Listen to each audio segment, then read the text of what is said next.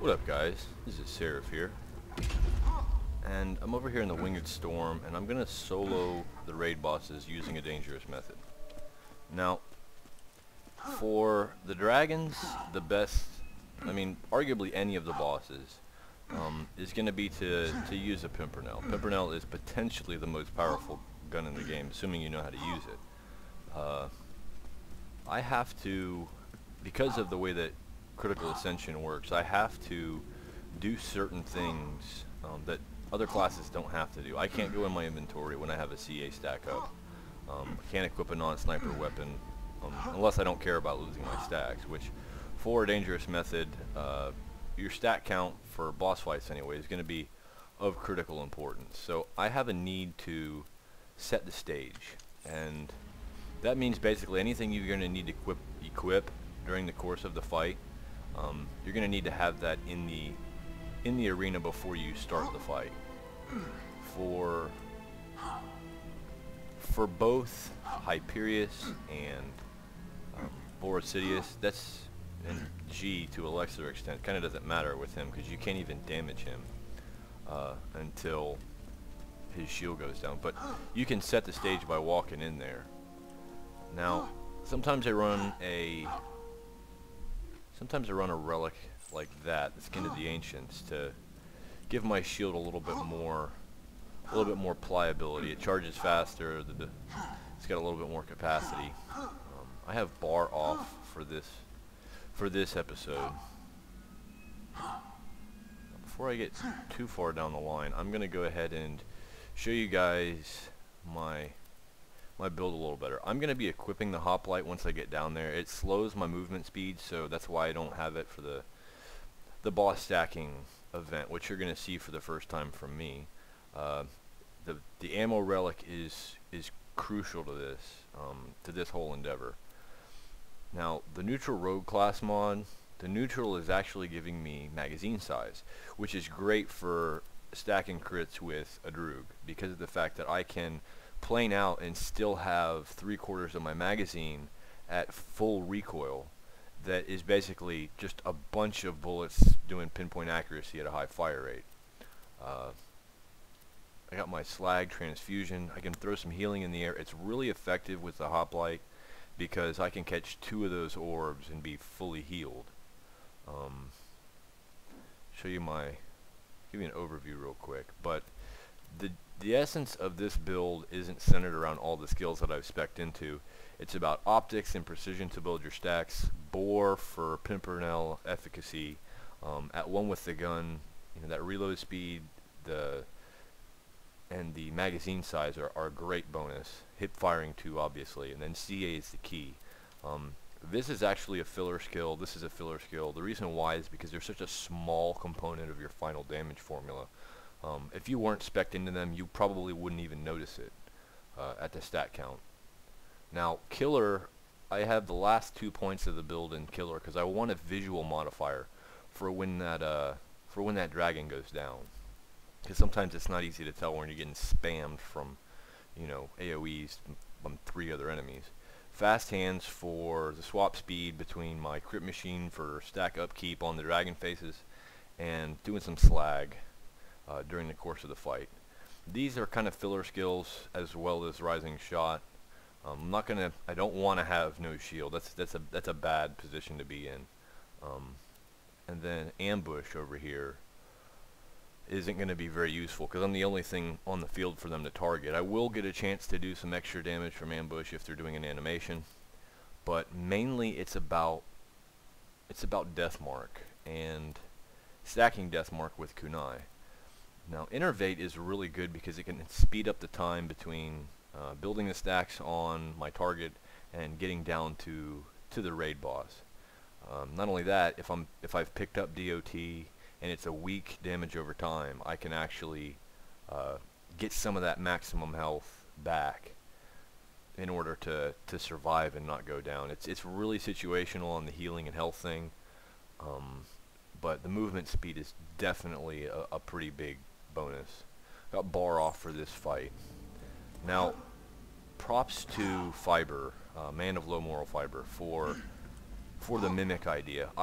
when I pre-stacked in the past, I would stack on a badass spider in the layer of infinite agony. I would kill everything but that spider, get him to jump at me, and then step out of the way and let him land next to a wall and pin him in the middle of the animation there and just dump everything right into his ass and get my stacks that way. This is a lot more efficient. It's kind of slower at the outset, but yeah. So we're gonna just pop every one of the mimics.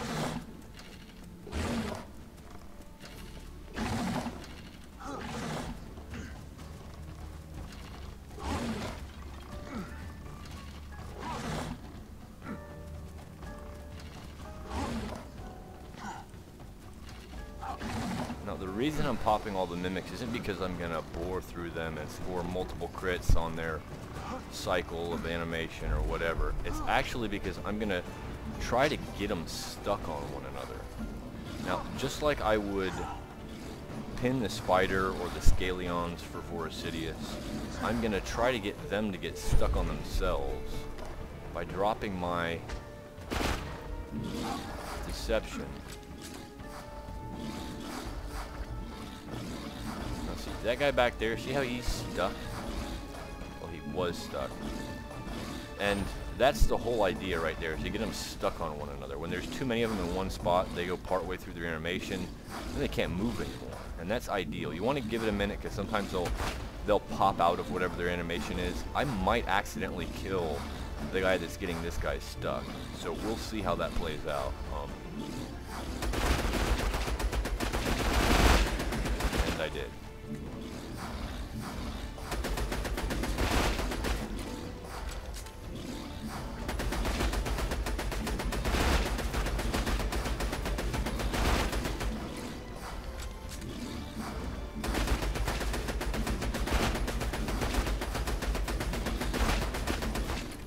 You'll notice that once my Druid planes out, I have to fight the upward straight recoil.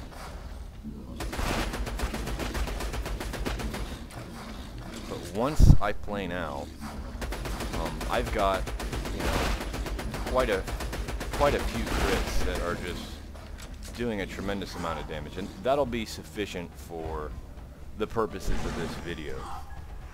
Fastest way to get back to the dragons is going to be to just do it. Hop off the edge. When I come back here, I'm going to pray to the RNG gods that I can get some ammo back from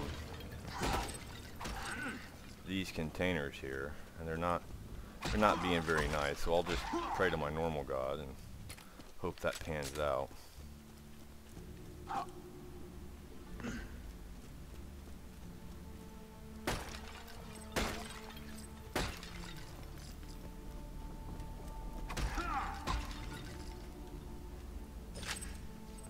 And that should be okay for the purposes of this video. I'm gonna pop innervate there. Pull it off halfway so I can get another pull out of it before it's all said and done.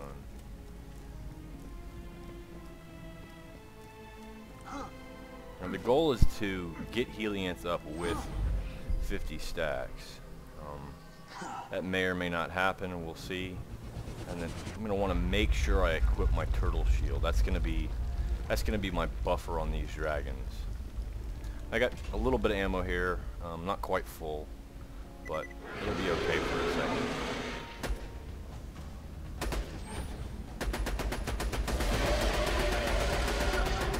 And for whatever reason, when you pull crits on Helianth, he lands really, really good in that spot.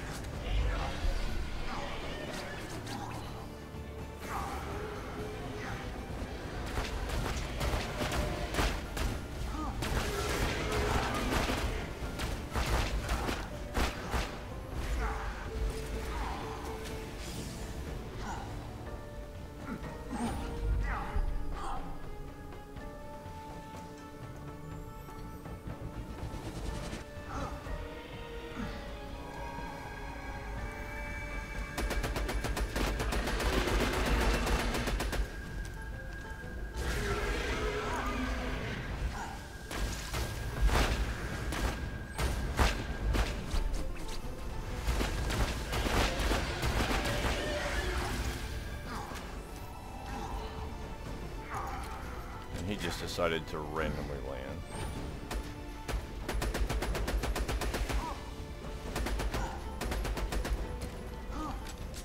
And Brood is down. Now, I might be able to... I didn't get it, but you can stop your stack depletion.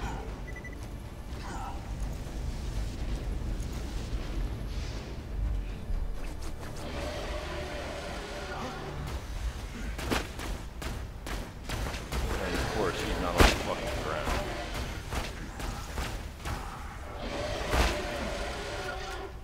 Come get it. Come get it.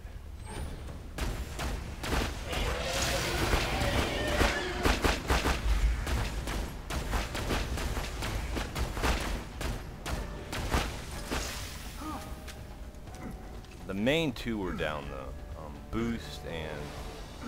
Boost and Helianth are the bane of my build, so I take them out quicker. Go ahead and eliminate Brood here.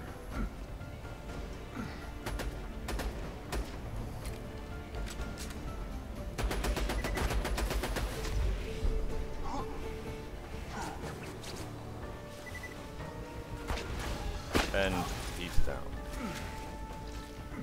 So you don't have to get super high stat counts for this work if you know how to use the pimpernel well.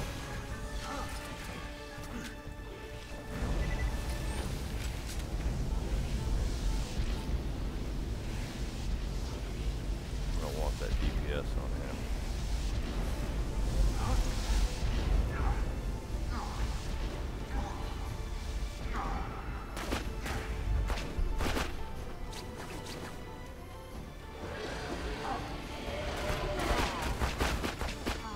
That's it. So, getting up around 100 stacks is your goal, and then using the pimpernel to maximum effect. You know, that one shot that I pulled on Brood was a perfect example of how a perfectly placed shot with a pimpernel is second to none with Zero. I have the right amount of velocity, I know what I'm doing with it, and it plays out really, really well. Now, the hoplite works for me. It doesn't work for everybody else. I've done it with the blockade. I like to have the buffer for this shield. I'm always glancing down at my shield value to see, hey, what's going on? Do I got to get the hell out of dodge? And don't be afraid of, you know, continuing to try. You're gonna struggle with this until you really grasp what your gear is doing in relation to your enemies.